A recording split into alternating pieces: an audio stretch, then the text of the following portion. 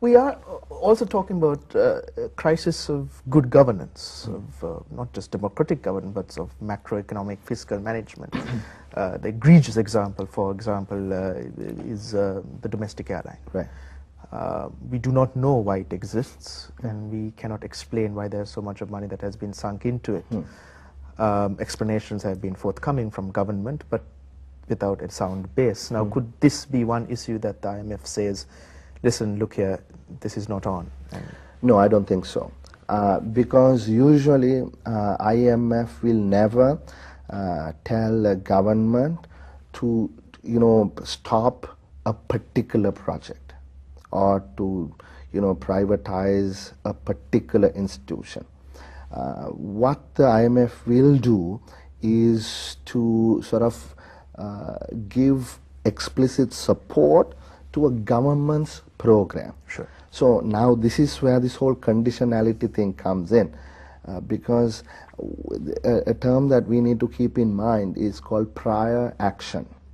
So IMF also want to let governments, whatever country to save face, they got to, they're not against... Harsh, as you speak, I'm sorry to interrupt you, is it just altruism of the IMF? Can we believe that it is just altruism for the benefit of the peoples of Sri Lanka that they are... I'm playing devil's advocate, but it's a valid question. Yeah, no, the thing is, IMF is in the business of lending money so that it can make a IMF was just about on the verge of closing down 6 months ago. We've talked about refugees from IMF whom, I know, been looking for jobs at the World Bank and so on. And they shut operations in January 7, I think, in Sri Lanka. Yeah, that is partly due to the structural adjustments. Right, because they were not making the kind of money. And I'll give you the reason for that is because of exactly what you said, good economic governance. See, IMF survives and makes money when governments mess up. You see, they get into trouble and then they have to get themselves bailed out, and then here IMF comes and makes money. Now, in a situation where governments figure out what needs to be done, and progresses, the need for IMF becomes less and less, and that is precisely what happened. Now, so you're saying that this was on the radar, and we could have taken measures to avoid the current crisis? Of course, and many countries did.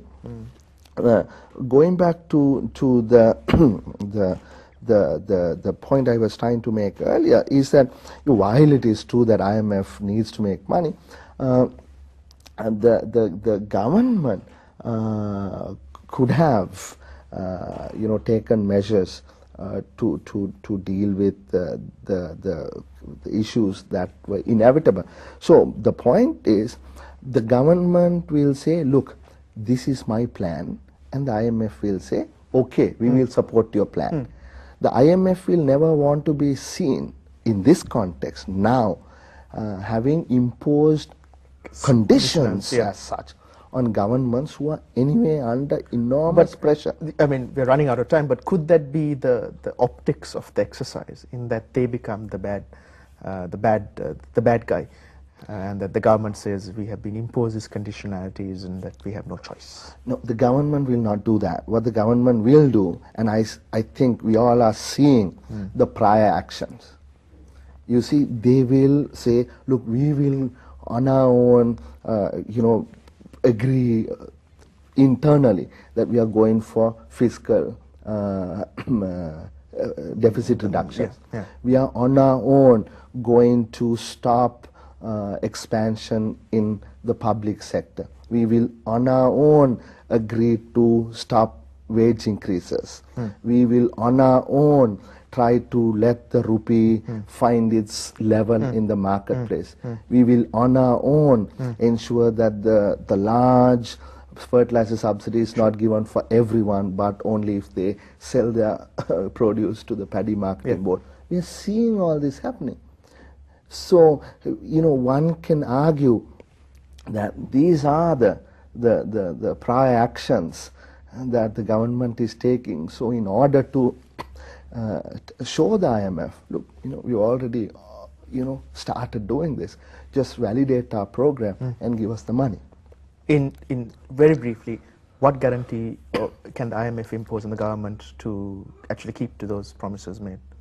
Well, first of all, they will not give all the money in one go. Sure. It will be in tranches.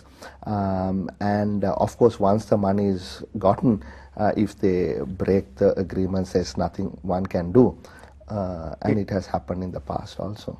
In one word, this is a difficult one, how optimistic are you of Sri Lanka's economic growth and development post-LTTE? It's difficult, Sanjana, to give a one-word answer. It depends on what kind of longer-term policies that we adopt. This is the time for inclusive growth. This is where we got to eliminate race from economic function. Sure. This is where we need to go on with the difficult economic reforms. This is where we need to understand the government doesn't have all the money to do what it wants to do.